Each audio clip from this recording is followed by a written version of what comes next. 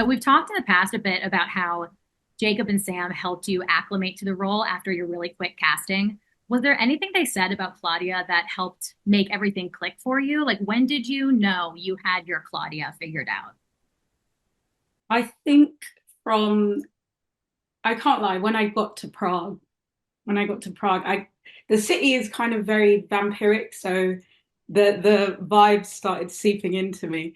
But I think one thing that Jacob did say to me is we went for a walk around Prague, and he was just like, "Claudia's yours, so make her yours." And like coming into it, it was gonna be hard, and it's hard to not have a tiny bit of imposter syndrome, which I hate, but then hearing him say that kind of solidified, no, I know what I'm doing. I've got this. Yeah, and then for you, when you were like working on Claudia's character development and everything, and just really studying your scripts, what was a moment where you felt like you got her? I think it was the first ever scene where she's coming out the hole. I think it changed in the episode. Louis holds out his hand to help her, and she looks at him like, "Don't touch me right now." And then so it was like their bond kind of became clear to me, very brother and sister duo, and how strong of a character she is, and kind of the comedy in their relationship. Yeah, this show is obviously the most intense of dramas, but it has some like truly laugh out loud moments. It is a comedy at its core as well, but it's a dramedy as well. But um, uh, I think that's what I love about it. You have like the most serious scenes, and there'll be a hint of comedy, and I'm like, yeah, that's life. Like, yeah, exactly. so, Like it's realistic. So, um, what scenes did you audition with? ooh. I auditioned with the beginning of episode 2, when we're on the statue. Um, and then there was, oh my God, that's such a good question. I'm trying to remember. There were 3 scenes in total. One of them was added later, like I knew 2 days prior to the audition. So I had to quickly try to learn those, but like I'm super dyslexic, so whatever happened in the room was going to happen. But it went really well because me and Jacob kind of bounced off each other. It came naturally, so it was kind of very easy for me to enjoy, acting all the scenes with him. I was extremely nervous, but he calmed me down in the room. He's got a very calm soul. Um, yeah, I'd say that one, the Pegasus one. Oh, I can't remember the other two though. They're out my head. I'm sorry. It's okay. And so those were in-person auditions, right? It wasn't over Zoom. Yeah, so I did self-tape, submitted that I think on a Friday, and then met Jacob Rollin and Levin on I think a Wednesday or a Tuesday. Around like I remember the whole day around 12ish. Got to the building, sat there. I was so nervous outside the audition room, and then Rollin came out and he was like, "Just forget the lines, just have fun." And I was like, "Yeah, you say that, but if I forget the lines, we're done." But yeah, I got in the room and it was such a safe space. They made me feel completely comfortable. I really was excited to work with them if I got the job. And it was kind of one of those auditions where I was like, no matter what happened, I was really happy with what I did in the room and I met some really lovely people. Yeah, and so you submitted your self-tape on a Friday, and then was you met them in person like days later, or Yeah. it was that quick? Wow. So, and I know that you were cast so quickly because of Bailey's sudden exit. So you, it really was just like a very short amount. How much time was it between like your auditions in the room and actually getting the role, and then your And first? then came to Prague. So yeah, if it was on a Tuesday or Wednesday, I probably got knowledge that I got the role. It was the same week, so Thursday or Friday, and then I was flown to Prague. And then on the weekend, I met everybody, and then they let me come back home, pack the rest of my stuff, and then head back to Prague. That's crazy. You know what? Saying it is, but when I was doing it, I was having so much fun, so I didn't actually feel that stressed out. But it's only when people are like, "Oh my God," and you left your job and you do, and I'm like, yeah, did. Yeah, of course, you got the role of a lifetime. Like, of course, you crossed everything. Yeah. Yeah. What else were you gonna do? And also, this was like your first major television role too. So emotionally, what was that like for you? I would say, the saying, ignorance is bliss. Like everybody around me is like, "Oh my God, you must be so like you got it, like you got, and I'm like, no, like I know I'm literally having the time of my life. Like, but yes, everybody else is making me aware that it's like such a huge feat, but it never felt like that. It really never felt like that. I literally had, I can't stress it enough. I had the time of my life filming this show, meeting everybody, playing Claudia. It's been a joy. Um, yeah, and I was happy that it came out to the world, and yeah. Yeah, I feel like when you're in the moment of these like big life events, you're in the moment. So you can't see the scope of like how big this is for your life. That's something that comes in hindsight, right? So Yeah, and I work. I've learned through this that I work well under pressure. So when I'm doing it, the ball's just rolling, and I'm just doing it. And yeah, only when you come away, you're like, wow, like when I got sent the first episode, I was like, oh my, that's what I've been doing like last year. That is so crazy to finally see it fully come together. It was a thing that I had actually struggled to comprehend because it was like that's what I've been doing. Like, oh my gosh. And it's here and it's I love it and it's yeah. you're like, wait, hold on. This show is good.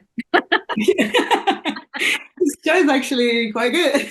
Wait, okay, this is like kind of great. Can we talk about this rotating label of their family dynamics? So, in some moments, Claudia is Louis's sister, and some moments she's his daughter. What is the like emotional explanation for that? I've kind of always read it as it's about Claudia's comfort, or like in public spaces to other people, the boundary is that she's the sister, but in private moments, it's father daughter. Could you explain the change? Again, I think it's something that when you're involved in it, it's something that you would only really understand. But I agree with that as well. I think because obviously she is a woman, it'd be very strange for her in public, you know, to how she looks is different than who she is. And I think Louis is towing the line himself, and he also doesn't know where to reside with that. And I think he's doing that out of comfort for Claudia, making her feel comfortable in those spaces.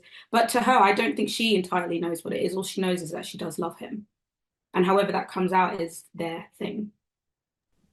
Yeah, she does see him as her father, though, right? Less so Lestat, but I feel like this is like an internal struggle for her that she maybe by the end realizes that these guys are always her dads. But what do you think? No, I agree with that fully. And again, it's one of like, because obviously I came into it with the older version of Claudia.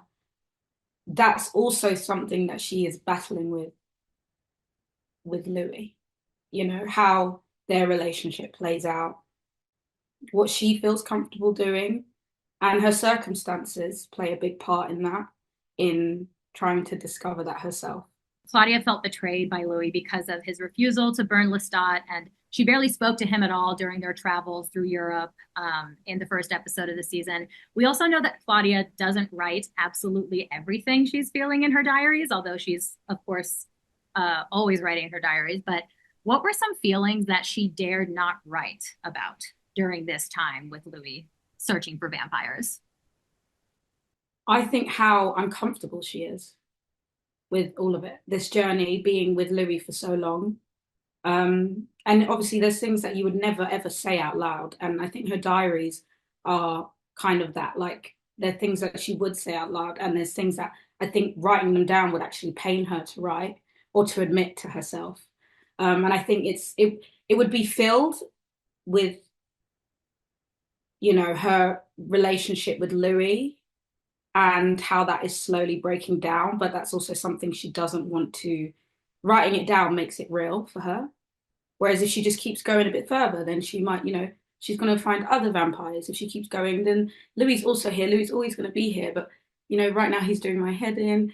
But I have nobody else, and my how I live, my body that I'm in makes it uncomfortable for me to live.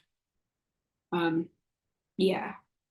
I don't know because it feels like it's like I know what she would say, but it's also like a secret. you Maybe know? keep that secret for yourself. Yeah, I mean, there's Yeah, I feel like I know there's stuff that she would never ever write down because it solidifies that it's happening in real life. yeah. And what about her feelings for Lestat? What is she refusing to look at and refusing to make real by committing in her death. He is a fantastic vampire.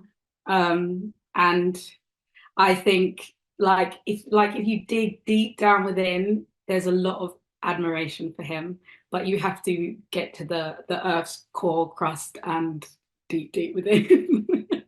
Again, she would never ever write that, never ever. But if you sat her down, maybe tied her to a chair, it's something that she would maybe, even if her life is on the line, maybe admit. But even then, they're two very strong-headed people. You would never get that confession out of her. But she lived it, she saw it. Um, and I think she did feel an element of care, like when he was warning her. But again, she's very strong-headed. She's going to go with what she thinks. Um, why are you telling me this? I'm going to find out for myself. Um, and yeah, in the back of her head, I think she always knew when the little things started happening with the theatre and how his portrait was on the wall. I think it all became clear that he is a fantastic vampire and maybe he does have some valid points. But she would never, ever, ever, those words would never leave her mouth. Yeah, unfortunately, he did slay a little bit.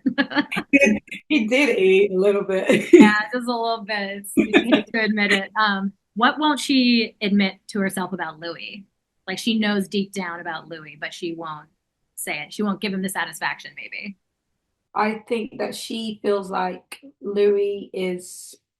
she's dragging Louis, you know, like a little bit of well, she says it in the episode, a little bit of a dead weight. But I don't think she fully believes that herself, but she does feel like that. Yeah, I feel like her love for him is so grand at the end of the day, Maybe she's lying to Yes, herself. she's overlooking a lot of what Louis has done to her, um, and in life because she loves him a lot. Yeah, she has certainly been betrayed by every man in her life in the show. Yeah, yeah. It's It's so sad. we'll get into that. We will get into that. In episode 4, My Baby Loves Windows forced Claudia, who is this woman trapped in a 14-year-old body forever, to act and dress like a little girl. And baby Lulu thought she was a bird and died jumping from the window of her house. I've always read this as intentional references to Claudia, Louis, and Paul, and as like a sign that the coven read their minds early and plucked out their most traumatizing moments. Was that play like curated specifically to torment them? Who knows? No, do you know what? I have my own opinion on this, but I I saw that theory, and I fully agree with it. I don't know if it was written like that, but I do agree with. I think I got asked as well. Um, Claudia is the bird, and we all said no, we don't think so. And then it became apparent that there were more bird references with Claudia, and then we were all like, "Oh, maybe we missed something here." But the writing on this show is so crazy and flipping fantastic that you have to watch the episodes over and over to fully grasp everything. Um, but I'm gonna say yeah because I like that.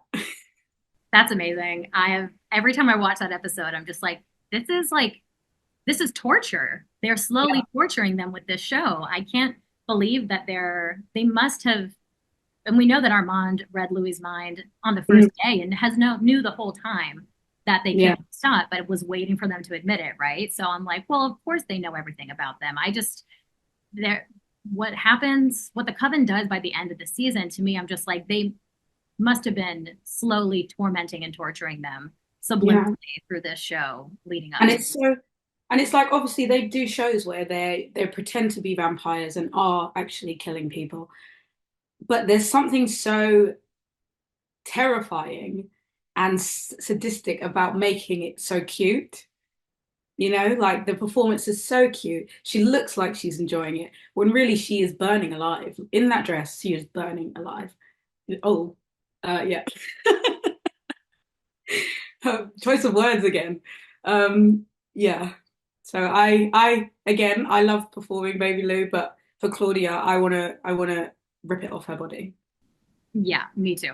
And so Claudia and Madeline's relationship. I can't believe that we never saw them kiss in this season. Mm. Like, why didn't we? Was one ever planned? What is the story saying by not showing that? I think it's given people the opportunity to take away what they want from their relationship. And there's no doubt that there is love there, and there is no doubt that it is the purest kind of love. Um, and I think that is, showed in the episodes, um, right up until death, how much they love each other. Yeah. Oh yeah, the love is extremely clear, there and they don't have a lack of romantic moments. And I have a question about the very romantic moment they have next, but I'm just like, oh, if only we could have seen them kiss like one time. Yeah. Yeah. Yeah. Um, Maybe. No. but even though we didn't see a kiss, their relationship, it does have profoundly romantic moments. Like the moment in Madeline's transformation when Louis sees her vision of Claudia, like showing how someone's love for another manifests in their inner world is one of the most beautiful things I've ever seen on screen. So I agree. did Claudia see that too when she joined in on draining Madeline? Oh, that's such a good question. I'm going to say no because I think she was feeling the emotions of the bite, but that was something that it was kind of like Madeline's confession to Louis as well. Like, I do fully love her. And, it's like one of those things where I don't think Claudia will ever know that that's what Louis saw, maybe, you know? God, if she could have seen that, like what a gorgeous thing. Like if Yeah. and And that's it's like a secret between them two, yeah, you know? that's really nice to think that it's Madeline like telling Louis that I love her, we'll be okay together. Madeline felt completely safe in that moment, um, and felt safe enough to admit her love for Claudia. It was a very safe space. Everyone took patience with each other. Messages were sent through each other. And it was just something maybe like in the bite, she became overwhelmed with her love for Claudia that it had to be shared with somebody. Was there ever discussions about what Lestat might have seen when he was turning Claudia? Did he see anything? Because it sounds like maybe this is in the vampire lore you all have created. This is they can choose what to show. It's a good question. Maybe, maybe. Yeah, And because that's that opens up a whole world of things. it really does. What Lestat saw when he was turning Louis on the Yeah, altar in season one, like, oh gosh, a whole can of worms. Uh, yeah. but speaking of episode revisiting those season one scenes, revisiting season one episodes 4 and 5 was a really big swing from the writers, but it also meant that you got to be on the set of the New Orleans house for like the first and only time. So what was it like for you to be in that setting as the new Claudia? And did they recreate that set in Prague? Is that how it happened? In Claudia's Turning, Yeah, yeah. yes, they did. And it was amazing. It was like we stepped into a whole new world. Um, the beginning shot, I was kind of just laying on the bed, and then I had like blood poured on me, and it was like I was flat, so it was like just running all down my back, and I was like, yes, I'm glued to the bed now. But it was, yeah, that like I think I remember we were looking at the season one set. One of the runners had it on their phone, and then I was like, oh my God, that's the same lampshade. And we were going back and forth between the photo and here. And we were like, no, that bulb is a bit brighter than that bulb. And then they were like, oh my God, they've matched it, they've replicated it literally down to a T. Yeah, it felt weird to be in because obviously in Prague it felt very vampire-y and dark. And then I got into here and it felt more vampire-y and dark. And it felt like I was coming in on a world that I would love to know more about and but it was like, oh, this is a secret. Okay, I'm here. I'm in this room. What's going to happen? Obviously, I know what's going to happen, but it felt like there was an element of more danger in it. Because it was so new. Yeah, to me, yeah. Yeah. Guys, yeah, I think the guys became they were very familiar with the room, and we kind of did play around a lot with coming away from the bed and how we can shift more in the room, and it was kind of a collaborative experience with everybody there. Um, yeah, I really enjoyed shooting that. I didn't have any lines to say, and I was just watching these two guys do like a masterclass in acting. Just trying to like peek at what I can. Yeah.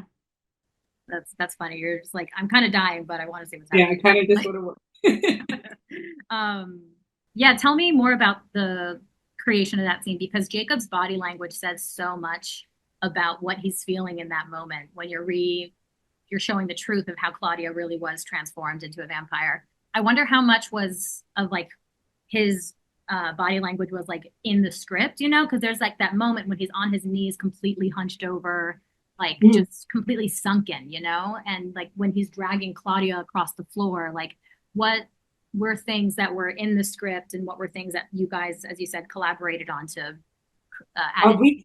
we collaborated with all of it really. I think Jacob made the choices he did.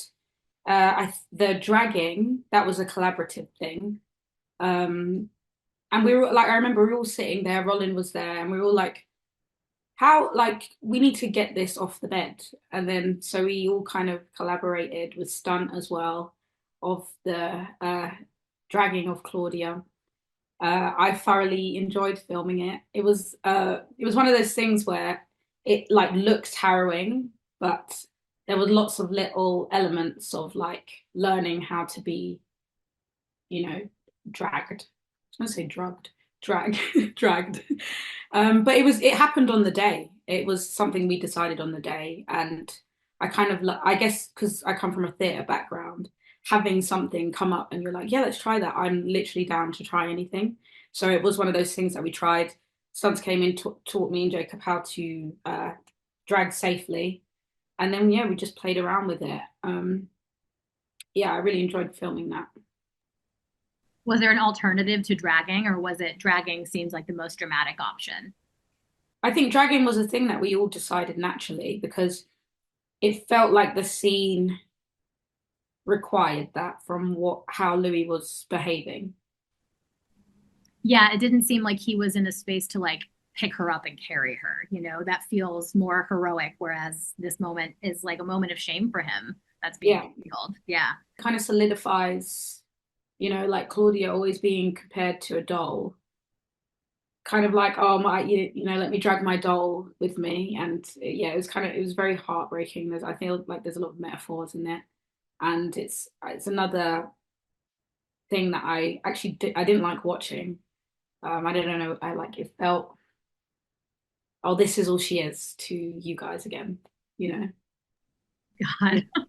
Yeah, that's so awful. And I don't, yeah, you're definitely not supposed to enjoy watching that part. It's harrowing. Yeah, I'm filming it though, but yeah. Filming it fun. It's like, we fun. Jacob's pulling me around, but nah, the end result definitely a lot more scary. Yeah. So to talk about the trial, there are a couple of moments in the trial when Madeline looks like she's hearing something that no one else can, but then her mind gets worked again. A Mm. theory about that argues that Lestat was trying to get a telepathic message to Madeline for Claudia and Louis. I know that's surely something you can neither confirm nor deny, but I wonder, could Lestat say anything to turn Claudia's heart in this moment? Like, could he say anything that would make a difference to her? I don't think so. Not in the height of that moment.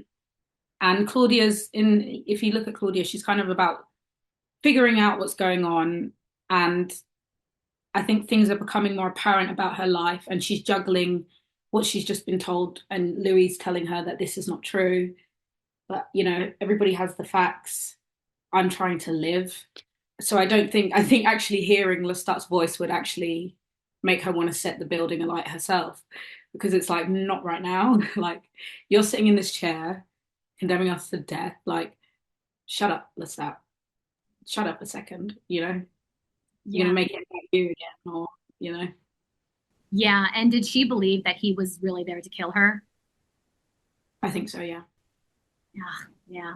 I mean, Yeah. And I think how could she not really, you know, yeah, with all these circumstances surrounding them?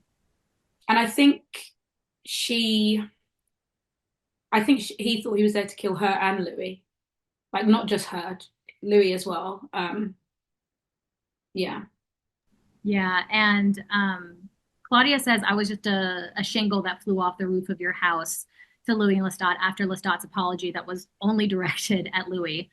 Did she die thinking that they really didn't love her? Louis, no. I think there was a nanosecond in the last look to Lestat where I think she saw concern on his face, but then it was all gone in a second. So she's left with this question of maybe I did mean something to him. because why is he looking so distressed? But then, she's combusted, and it's a last question in her mind, and then she's gone. Do you think that was her last thought? Burning, I mean, she's dealing with the pain of the burning, but I feel like the look was help me, Dad. And then she didn't know what his response would be, but then she saw his eyes and the pain in them, and there might have been a slight question in her head. Good Lord. I'm just like, uh, um, And this is why I love like discussing things, because it's like we all can come up with like it's the writing, we all can come up with something, but it's always going to be so sad. Claudia is one of the few Black women vampires in TV and film. And she's more than just the tragedy of her murder. Like her story is defined by determination for love and independence after loss of innocence, after she's betrayed by every man in her life. So, what do you hope Claudia's legacy will be in the grand scheme of vampire media?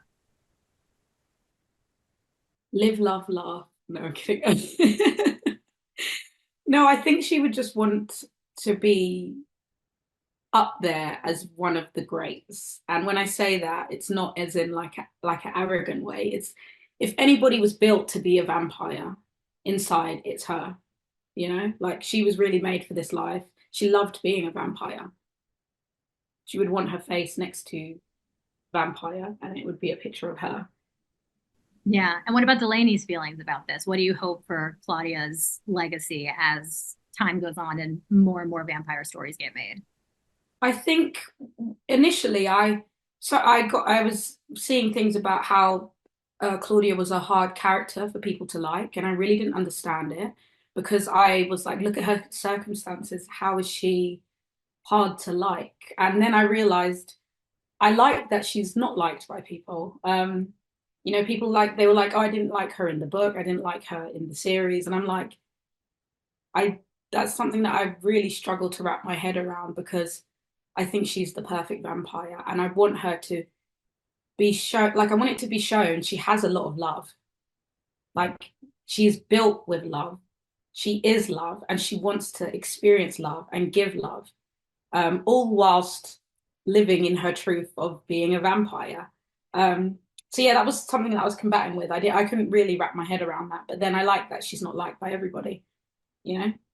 Well, she's beloved by me and by people that I talked about the show to. Claudia is perfect and has never made a mistake in her life. So I think everyone should. That's literally what I've been saying. Yeah, it's like, I don't know. I think if you don't like Claudia, that might be a you problem because I think like so too. everybody else did to her. Yeah, exactly. It's Yeah, it's a response to what's happening to her. And I think again she's the strongest, female vampire I've seen. And yeah, she's up there with the greats in my opinion. absolutely. I agree. Well, Delaney, thank you so much. It's been so great to dive back into season two with you. And yeah, can't wait. Thank Hopefully, you. maybe see Ghost Claudia haunt the narrative in the future.